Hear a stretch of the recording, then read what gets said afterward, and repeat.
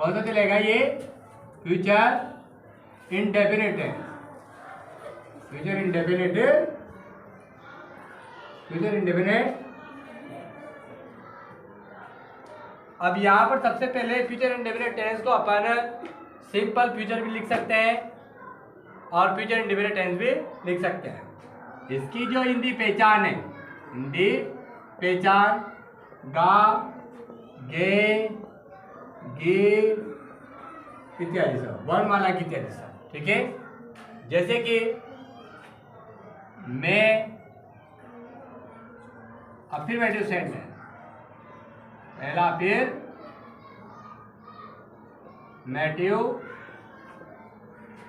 Sentence, जैसे कि मैं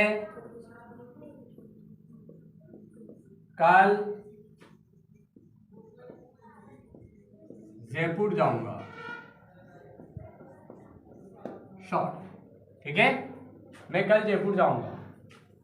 formula subject plus helping verb shall will plus main verb की past form plus object plus ये rules number, थोड़ा ध्यान से देखना है। रूल्स नंबर 1 देखना है। आई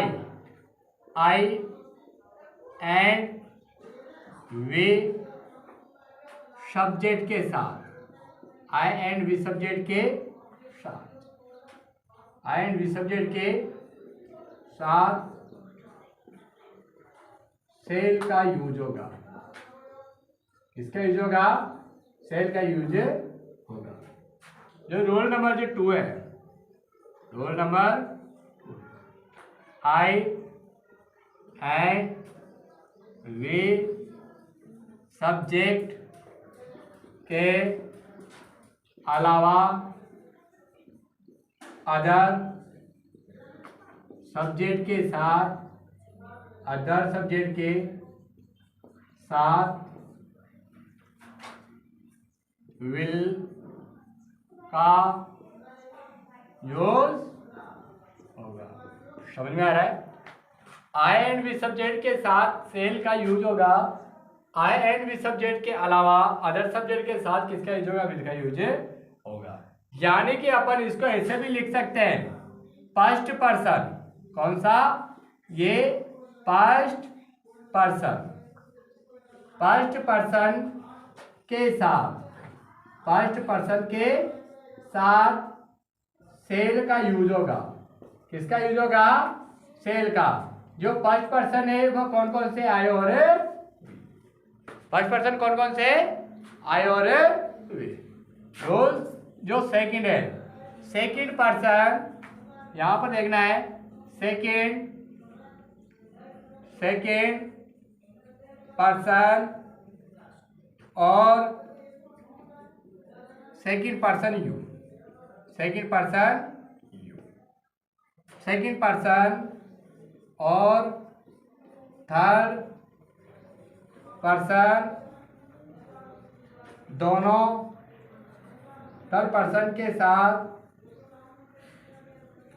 किसका यूज होगा? विल का यूज होगा। अब इससे अपन को ये पता भी चल रहा है कि फर्स्ट पर्सन तो कौन कौन से होते हैं, सेकंड पर्सन कौन कौन से होते हैं। आई और वी तो होते हैं फर्स्ट पर्सन, बाकी जैसे कि यू सब्जेक्ट है या फिर ही है, यू सब्जेक्ट मैंने आपको लिखवाई दिया। यू सेकंड पर्सन, यू जो सब्जेक्ट है वो कौन सा पर्सन कहलाता है? सेकंड पर्सन कहलाता है। जो थर्ड पर्सन है ही, से, इट, दे, ये चीज क्या कहलाती है? थर्ड पर्सन कहलाती है। कौन सी पर्सन कहलाती है? Third person. जैसे कि मैं कल जयपुर जाऊंगा, तो यहाँ पर ध्यान देना है आई एंड वी सब्जेक्ट के साथ में सेल का यूज होगा और आई एंड वी सब्जेक्ट के अलावा अदर सब्जेक्ट के साथ में किसका यूज होगा? विल का यूज होगा। ठीक है बेटा। यहाँ पर जैसे कि मैं को क्या बोलेंगे? आई सब्जेक्ट के साथ किसका यूज होगा? सेल का। किसका यूज होगा रे? समझ में आ रहा है या नहीं आ रहा? हाँ, जो तुम्हारा ये है ना मस्तिष्क भेजा, उसको बोर्ड पर रखना है। ठीक है बेटा। आई सेल मेन वर्ब की फर्स्ट फॉर्म जाना, जाऊंगा, हिंदी पहचान इसके पीछे आ रहा है, जिसके पीछे हिंदी पहचान आती है वही मेन वर्ब कहलाती है। तो जाना को इंग्लिश में क्या बोलते हैं? गो। क्या बोलते हैं? Go to Jaipur, go to Jaipur. इसमें कल एक तो होता है बीता हुआ समय, एक होता है आने वाला समय। फ्यूचर हमेशा होता है आने वाला समय। फ्यूचर टेंस जो आने वाला समय होता है, आने वाले समय के लिए हमेशा टुमारो का यूज किया जाता है। किसका यूज किया जाता है? टुमारो का। और जो बीता हुआ जो समय, बीते हुए समय के लिए किसका यूज किया जाता है? यस्टरडे का। किसका यूज किया जाता है बेटा? यस्टरडे। जो यस्टरडे चलता है पास्ट टेंस में, किसमें चलता है? पास्ट टेंस में। जो समय बीत चुका है, आने वाला जो समय चलेगा उसमें कल, आने वाला समय कल, ठीक है ना, तो उसमें कौन सा क्या चलेगा? टुमारो। तो ये टुमारो आया नहीं आया? समझ में आया? ये हो गया क्या है आपका अफर्मेटिव सेंटेंस। अब नेगेटिव, इंट्रोगेटिव, इंट्रोगेटिव, नेगेटिव, ये तीनों चीज एक ही इसमें बताऊंगा आपको, जो थोड़ा ध्यान से देखना है, ठीक है। जो स्क्रीनशॉट लेना चाहते हैं स्क्रीनशॉट ले सकते हैं।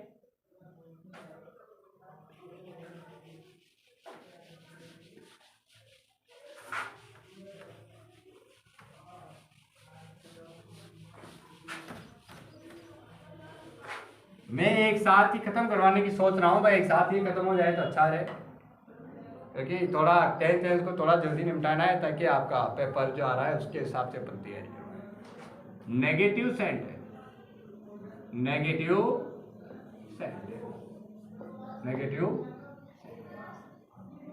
जैसे कि ये लड़के कल, ये लड़के कल कक्षा में शोर नहीं मचाएंगे, नहीं मचाएंगे। ये लड़के कल कक्षा में शोर नहीं मचाएंगे। इसका जो फॉर्मूला है, subject plus help verb shall will plus not plus main verb की first form plus object plus ये आ गया। एक चीज का विशेष ध्यान देना है अपन को, यदि अगर सेल प्लस नॉट को अपन एक साथ लिखते हैं तो सेल नॉट किसमें चेंज हो जाता है गाइस? सेंट में। किसमें चेंज हो जाता है? सेंट में। किसमें हो जाता है? सेंट में। यदि अगर अपन विल प्लस नॉट को एक साथ यूज करते हैं, विल प्लस नॉट को एक साथ अपन यूज करते हैं तो विल प्लस नॉट किसमें चेंज हो जाता है गाइज? वांट में। किसमें हो जाता है? वांट में। अधिकतर बुक्स के अंदर आपने देखा होगा, बुक्स के अंदर कभी तो शेंट आता है, कभी वांट आता है। तो वांट का मतलब होता है विल नॉट, वांट का मतलब क्या होता है? Will not. शेल नॉट, जब शेंट आता है तो सेंट का मीन्स होता है सेल नॉट। आया क्या समझ में? जैसे कि यहाँ पर सब्जेक्ट, दो प्रकार से मैं वाक्य को बनाऊंगा। ये पहले इंट्रोगेटिव देख लेते हैं। ये इंट्रोगेटिव सेंटेंस, इंट्रोगेटिव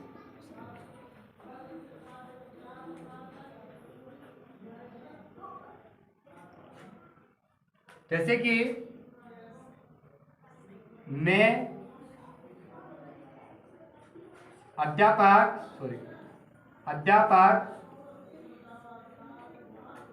अगले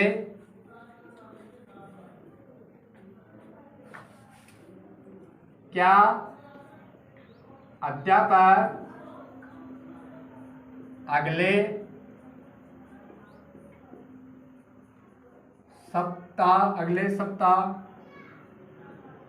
सप्ताह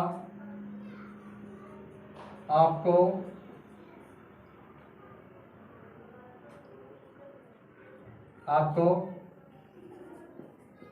कुछ पेन देंगे,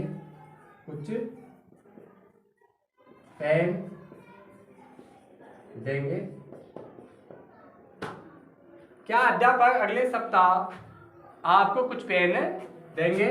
इसका जो फॉर्मूला है मैंने इसलिए मिटाया यहाँ पर, क्योंकि इंट्रोगेटिव का सेंटेंस आपको मैं हर बार बताता हूँ कि इंट्रोगेटिव का सेंटेंस हमेशा क्या से प्रारंभ होता है। मैंने पहले अध्यापक लिख दिया था, क्योंकि अध्यापक मैंने यहाँ से लिखा था, इसलिए यहाँ पर थोड़ी जगह नहीं थी, इसलिए मैंने काट के दोबारा लिखा है। फॉर्मूला एलपी वाला shall will plus subject plus main verb की first form plus object plus ये interrogation. Help you verb shall will subject plus main verb की first form plus object plus ये। पहले negative sentence, interrogative sentence. Negative sentence देखना आपको, ये लड़के कल कक्षा में शोर नहीं मचाएंगे। जो चीज पास में होती है, जो चीज अपने पास होती है, जो चीज क्लोजिंग होती है, जो चीज नजदीक होती है, उसके लिए अपन दीज का प्रयोग करते हैं। किसका? दीज का प्रयोग। दीज का प्रयोग हमेशा ये प्लूरल में आता है। दीज किस में आता है? प्लूरल में। जो वस्तु अपने से दूर होती है उसके लिए अपन दोज का प्रयोग करते हैं। किसका? दोज का। दोज भी हमेशा किस में आता है? प्लूरल में आता है। दोज किसके लिए होता है? फार के लिए होता है, यानी कि दूर के लिए होता है। और पास के लिए नियर, जो पास यानी कि नियर के लिए किसका यूज होता है? दीज के लिए होता है। वैसे ही दिस होता है पास के लिए, डेट होता है दूर के लिए। दिस भी एक वचन में आता है तो डेट भी किस में आता है? एक वचन में आता है। यानी कि दिस भी सिंगुलर में आता है, डेट भी सिंगुलर में आता है। लेकिन दीज और दोज किस में आता है? प्लूरल में आता है। समझा आया? एक एक चीज बताएंगे अपन। ये लड़के सब्जेक्ट, these boys या these the boys,